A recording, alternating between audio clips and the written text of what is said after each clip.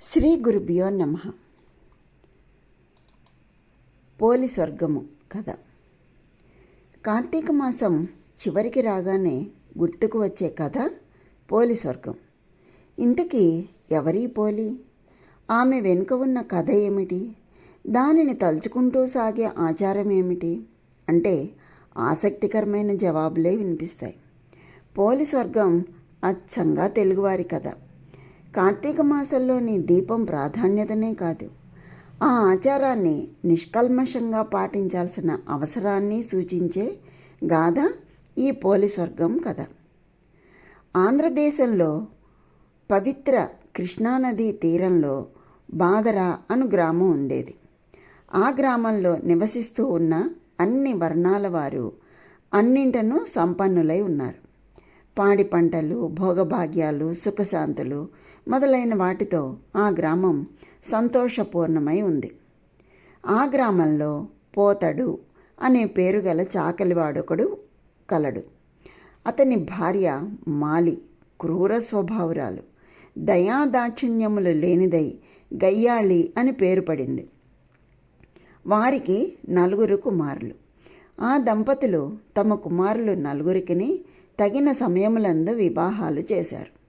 మొదటి 3 కోడళ్లను తమ అత్తగారి వల్లనే పొగరుబోతు స్వభావం కలిగి చెడ్డ పేరు తెచ్చుకున్నారు. అత్తగారితో సమానముగా గయ్యాళితనమును, చెడు స్వభావమును కలిగి ఉన్నారు. 4వ కోడలు పోలి మృదు స్వభావురాలు, భర్త యందు ఆసక్తి కలిగి ఉంది.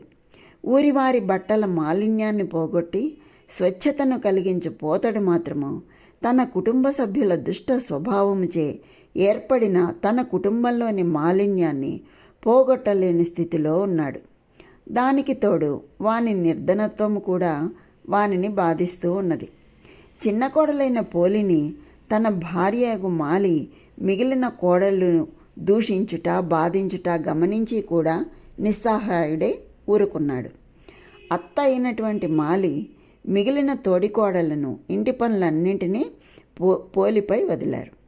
ఇంటి పనుల అన్నింటినీ మారు మాట్లాడక తల వంచి చేస్తూ ఉన్న ఆమెపై జాలైనా లేక ఆమెపై చాడీలు చెప్పి ఆమె భర్తచే పోలిని కొట్టించి తిట్టించి సంతోషపడుతూ ఉన్నారు. ఈ విధంగా తనను అత్త, తోడికోడళ్ళు అనేక విధాలుగా బాధిస్తూ ఉన్నను, భర్తకు చాడీలు చెప్పి కొట్టిస్తూ ఉన్నను, తిట్టిస్తూ ఉన్నను పోలి తన శాంత స్వభావమును, దైవభక్తిని, ధర్మ కార్యాసక్తిని విడవక కాలం గడుపుతూ ఉన్నది.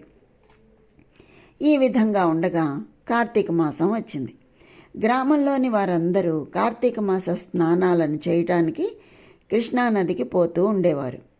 నదిలో స్నానం చేసి తీరంలో దీపాలు వెలిగిస్తూ పూజలను చేస్తూ ఉన్నారు. ఈ విధంగా గ్రామం నుండి నదీ స్నానానికి, దీపారాధనకు, పూజలకు చాలామంది వెళ్ళారు. అలా వెళ్ళిన వారిలో నిజమైన భక్తులు కొందరుంటారు. కొందరు తాము కూడా వారికిలాగా పూజ మొదలైన వాణిని చేసి పుణ్యాన్ని సంపాదించవలయును అని తలచి నదీ స్నానము మొదలగు వానిని చేస్తూ ఉంటారు. మరికొందరు తాము కూడా మిగిలిన వారి వలె చేయకపోతే బాగుండదు అని వచ్చి మిగిలిన వారి వలె నదీ స్నానాన్ని మిగిలిన వారిని చూసి ఆచరిస్తూ ఉంటారు. ఈ విధంగా వీరందరినీ చూసి వినోదించటానికి కూడా మరికొందరు నదీ స్నానము మొదలగు వాటికి తయారవుతూ ఉంటారు. పోలి అత్త మాలి, ఆమె కోడళ్ళు 3 పోలిని ఇంటి వద్దే ఉంచి నదీ స్నానానికి వెళ్ళారు. ఇంటి పనిని, బాధ్యతను పోలికి అప్పగించారు. నదీ స్నానానికి పోయి స్నానము, దీపారాధన మొదలగు వానిని చేస్తూ ఉన్నప్పుడు మాలి మున్నగు వారి దృష్టి దైవంపై, దైవ కార్యంపై లేదు. మనసును చేయు పనిపై నిలుపలేదు. భక్తి వారిలో మొదటి నుండి లేదు. స్నానము మొదలైన వాటిని చేస్తూ ఉన్నను వారు పోలి ఇంటి వద్ద పాలు తాగుతుందేమో, పెరుగు, వెన్న మొదలైన వాటిని తింటూ ఉందేమో, లేక వానిని అమ్ముకుని సొమ్ము చేసుకుని దాచుకుంటోందేమో అని అనేక విధాలుగా తలుచుకుంటూ ఉన్నారు. తమ తలపులను మాటలలో పక్కవారికి తెలియచేస్తూ తమ బుద్ధిని, మనసును పోలిని ఆడిపోసుకుంటేందు నిలిపి ఉన్నారు. అంటే వాళ్ళు అక్కడ ఉన్నా కూడా పూజ మీద దైవం మీద దృష్టి లేకుండా ఇంట్లో ఉన్న పోలి మీదే దృష్టి పెట్టుకుని ఆడిపోసుకుంటూ ఉన్నారు. వారి శరీరాలు అవయవాలు నదీ స్నానాన్ని, దీపారాధనను, దైవ దర్శనాన్ని చేస్తూ ఉన్నాయి. వారు కేవలం పోలికి చెందిన పరధ్యానంలో మనసును, స్నానము మొదలగు వాటిలో శరీరాలను పోలిని నిందించుటలో మాటలను నిలిపారు. ఈ విధంగా కార్తీక మాసంలో కృష్ణా తీరంలో వారు గడుపుతూ ఉన్నారు. వ్రతోద్యాపనకై మార్గశిర శుద్ధ పాడ్యం నాడు కృష్ణా తీరానికి చేరారు. అంటే కార్తీక మాసం చివరి రోజు చేసుకునే పూజ కోసం వాళ్ళు నదికి వెళ్ళారు. ఇక్కడ ఇంట్లో ఉన్నటువంటి పోలి పాపం నిస్సహాయురాలు. అత్తగారికి, తోడికోడళ్లకు సమాధానాన్ని కూడా చెప్పలేని స్థితిలో ఉన్నది. భర్త కూడా తన తల్లి మాటలను, వదినల పలుకులను వింటూ వాటినే నమ్ముతూ ఉన్నాడు. తనను పట్టించుకోడు. నదీ స్నానము, దీపారాధన మున్నగు వాటిని చెయ్యాలి అని ఉన్నప్పటికీ ఇంటి బాధ్యతకు బంధితురాలైన ఆమె తన భక్తిని, నదీ స్నానాదులందు కోరికను, దైవ ధర్మ కార్యాసక్తిని తనలోనే దాచుకుంది. అత్తకు, తోడికోడళ్లకు సమాధానం చెప్పలేదు. తననొక సాటి జీవిగా అయినా తలచని వారి మానవత్వమునకు ఏమి చేస్తుంది పాపం? అప్పుడు ఆమె నిస్సహాయ రీతిలో ఇంటి బాధ్యతలను, ఇంటి పనులను చేస్తూ ఇంట్లోనే ఉన్నదై తన మనసులో ఈ విధంగా అనుకుంది. దీనరక్షణ గోవింద జనార్దన, స్వామి దీనబంధు, నేనేం చేయగలను? అశక్తురాలను, నిస్సహాయురాలను. నా అత్త, తోడికోడళ్ళు నన్ను విడిచి నదీ తీరానికి వెళ్ళి స్నాన, దీపారాధన మొదలైన వాటిని చేస్తూ ఉన్నారు. వారిలాగా నాకు కూడా పుణ్యాన్ని సంపాదించవలెను, భగవంతుణ్ణి పూజించాలి అని ఉంటుందని వాళ్ళు భావించలేకుండా ఉన్నారు. నేనేమీ చేయలేకుండా ఉన్నాను. పవిత్ర నదీ స్నానము లేదు, స్ఫూర్తినిచ్చు దీపారాధన లేదు, మనసునకు ప్రశాంతతనిచ్చు దైవదర్శనము, పూజ, పురాణ శ్రవణము ఏమీ లేవు. ఏమి చేయుదును? నాకెట్టిగతి కలుగునో కదా, నేనెంత దురదృష్టవంతురాలను అని ఆమె బహువిధములుగా విచారించెను. తన మనసులో భగవంతుని ధ్యానిస్తూ ఆమె తన పరిస్థితికి లోబడి ఇంటిలో కుండలో ఉన్న నీటితో స్నానం చేసెను. చిరిగిన వస్త్రాన్ని ధరించిన ఆమె తాను ధరించిన జీర్ణ వస్త్రం యొక్క అంచును చించి వత్తిగా చేసి దానికొక పాత్రలో నుంచి కవ్వమునకు అంటిన కొద్దిపాటి వెన్నను తీసి ఆ పాత్ర యందు ఉంచి దీపం వెలిగించింది.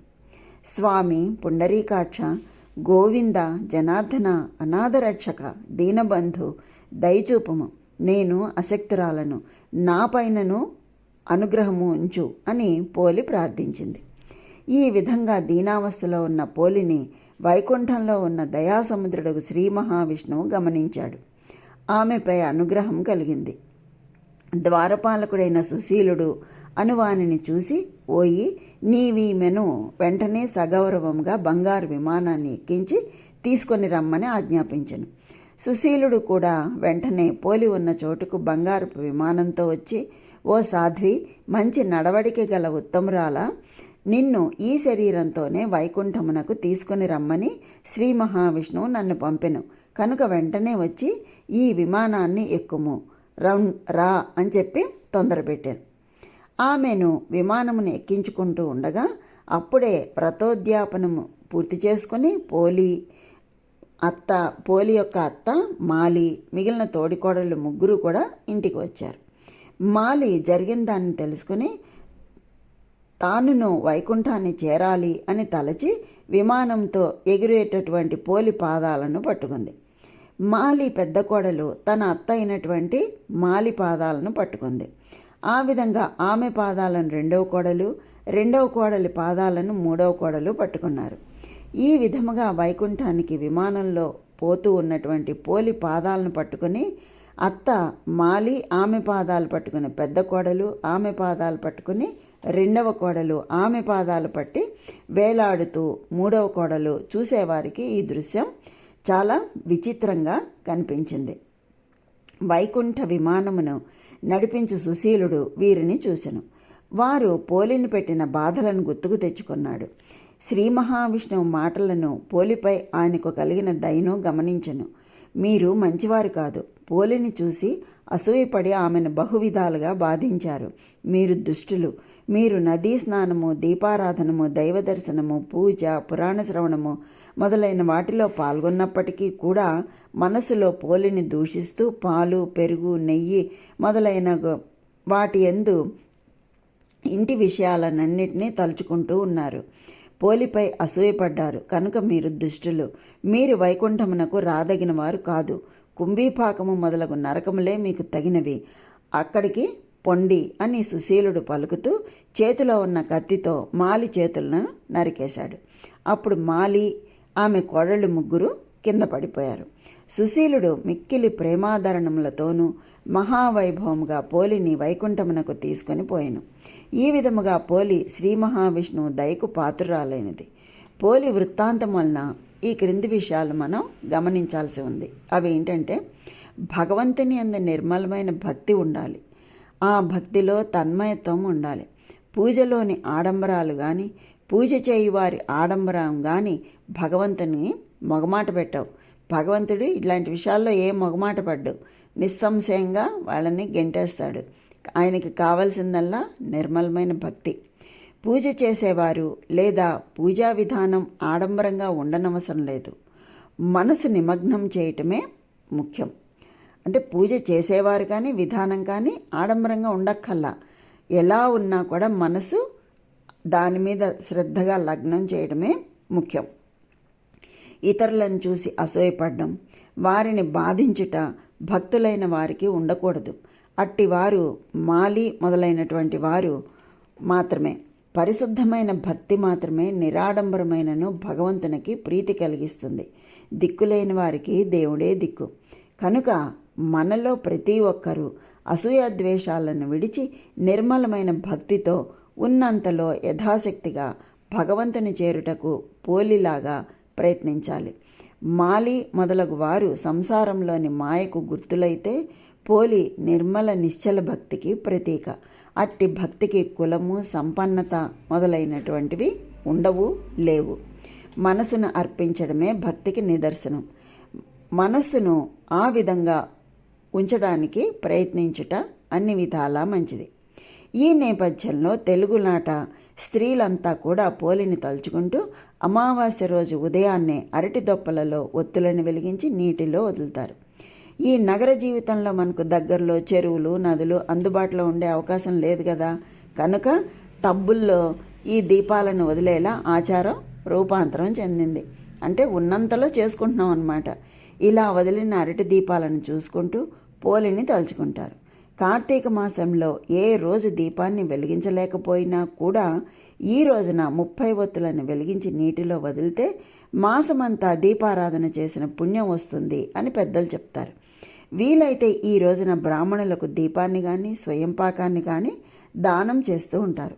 కథలోపమైన వ్రతలోపం ఉండరాదు. పద్ధతి తప్పినా ఫలం తప్పరాదు.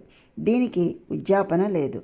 కథలో చెప్పినట్లుగా నెలంతా సూర్యోదయానికి ముందుగా దీపాలు వెలిగించుకుని మార్గశిర శుద్ధ పాడ్యం నాడు దీపాలు వెలిగించి గంగలో వదలాలి. తెలుగువారు ఇటు పోలిని అటు దీపాన్ని కూడా శ్రీ మహాలక్ష్మి రూపంగా భావిస్తారు. అందుకని చాలామంది ఈ పోలి దీపాలను అమావాస్య రోజున కాకుండా ఆ మర్నాడు వచ్చిన పాడ్యం రోజున కూడా వెలిగించుకుంటారు. ఇది పోలి స్వర్గం కథ. కార్తీక మాసం దీపాలను వెలిగిస్తే బొందితో స్వర్గానికి చేరుకుంటామా లేదా అన్నది తరువాత మాట. ఆచారాన్ని పాటించాలన్న మనసు ఉన్నప్పుడు మార్గం దానంతటా అదే కనిపిస్తుంది అని చెప్పడం ఈ కథలోని ఆంతర్యంగా తోస్తుంది. అంటే మనసుంటే మార్గం ఉంటుంది అని చెప్పడం అన్నమాట. భగవంతుని కొలుచుకోవడానికి కావలసింది శ్రద్ధే కానీ ఆడంబరం కాదు అని సూచిస్తుంది ఈ కథ. అన్నింటికీ మించి అహంకారంతో సాగే పూజలు ఎందుకు కొరగావు అని హెచ్చరిస్తుంది కూడా ఈ పోలి స్వర్గం కథ. అత్తాకోడళ్ళ మధ్య సఖ్యత ఉండాలన్న నీతిని బోధిస్తుంది. అందుకే ప్రతి కార్తీక మాసంలోనూ ప్రతి తెలుగు ఇంట్లోనూ పోలి స్వర్గం కథ వినిపిస్తూనే ఉంటుంది. కనుక ఆ విష్ణుమూర్తి యొక్క అనుగ్రహం అందరికీ కలగాలని కోరుకుంటూ స్వస్తి.